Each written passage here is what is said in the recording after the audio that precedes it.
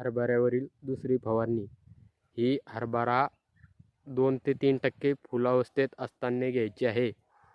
ते 40 ते 45 दिवसाच्या दरम्यान हरभऱ्यावर आपल्याला दुसरी फवारणी ही घ्यायची आहे. त्यामध्ये इन्सेक्टिसाईड अळीनाशक आणि एक फंगीसाईड बुरशीनाशक मर रोगासाठी घ्यायचं आहे. त्यानंतर आपल्याला एक त्याचे चांगली फुलधारणा होण्यासाठी ॲमिनो ॲसिड हे घटक असलेलं एखादं टॉनिक हे घ्यायचं आहे. जसे की टाटा बहार असेल, तसेच आपण दुसरंही घेऊ शकता.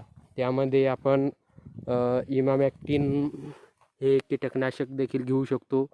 त्यानंतर फंगीसाईड आपण दुसऱ्या फवारणीला रोको हे लिक्विड फॉर्ममध्ये घ्यायचं आहे, कारण फुलावस्थेमध्ये हे लिक्विड फॉर्ममध्ये फंगीसाईड घेतलं गेलं पाहिजे.